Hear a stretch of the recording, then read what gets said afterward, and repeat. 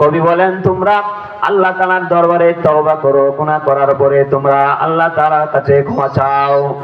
আল্লাহ তাআলা কে ডেকে ডেকে বলল, হে প্রভু, জীবনে যত অন্যায় করেছি, যত গুনাহ করেছি, এইবার যদি মাফ করে দাও, আমি তওবা করলাম, আর কোনোদিন গুনাহ করব না।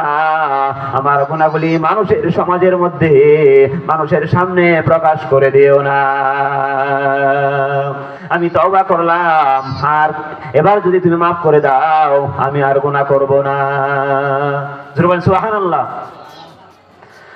আমার আল্লাহ পাক রব্বুল আলামিন বলেন, اليوم نختم على أفواههم وتكلمنا أيديهم وتشهد أرجلهم بما كانوا يكسبون.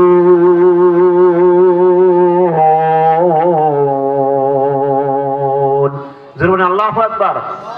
সূরা ইয়াসিন 65 নম্বর আয়াতে আল্লাহ পাক রব্বুল আলামিন বলেন, শোনো, কিয়ামতের কঠিন ময়দানে প্রত্যেকটি অত্যাচারী, জুলুমকারী, গুনাহ করেনেওয়ালা কাফের মুশরিকদের মুখের মধ্যে আল্লাহ তাআলা তালা মেরে দিবেন, মোহর মেরে দিবেন।